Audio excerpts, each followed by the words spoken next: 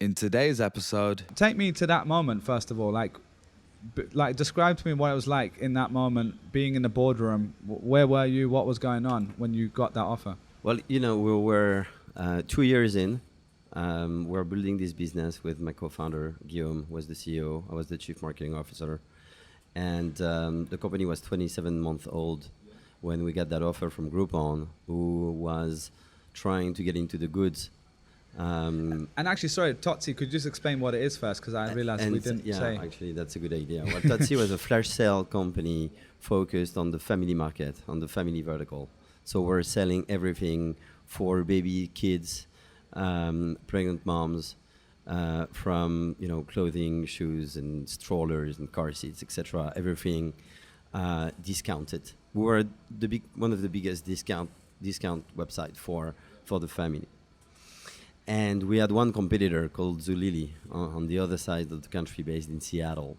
And we knew these guys were not only heavily funded by some very, very large investors, but also a lot more experienced than what we were. We were at our first real, VC-backed company. I had a couple businesses before, but never raised, such an amount of money. And how much had you raised? We had raised like $7 or $8 million at that plus $2 or $3 million in debt from Silicon Valley Bank. The company was 2 years old, and we were on $2.5 million a month MRR.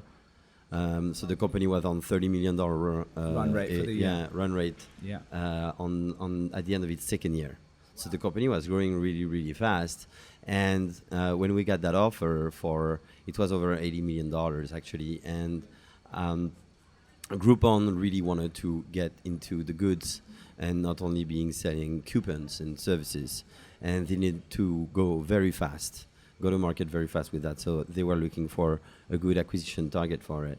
And so when we got that offer, we knew that number one, it was a very interesting, acquisition in 2 years. For our investors, it was over 10x. Yeah. So very good 10x return for them.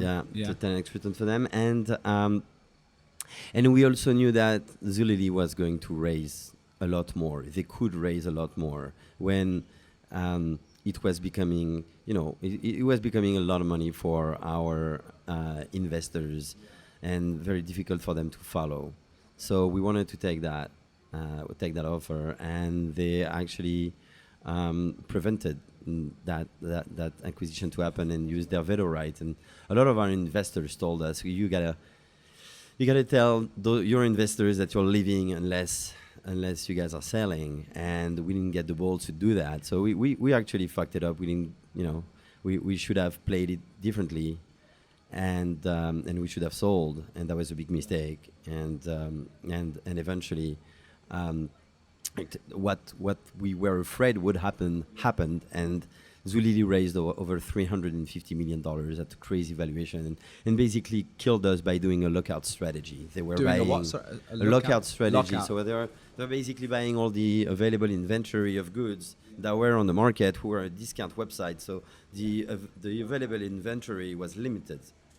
And so we had we didn't have enough product assortment on the website, and they were also going after all the good acquisition channels of traffic. So all our acquisition of users went through the roof. Yeah. So the cost of it. Fires everywhere. Okay. Cost of acquisition of customers going through the roof. Not enough inventory on the website, and it was very difficult to fight. We eventually raised another $35 million from our existing investors, but it was not enough to fight against like $400 million in front of us and a lot more time to market.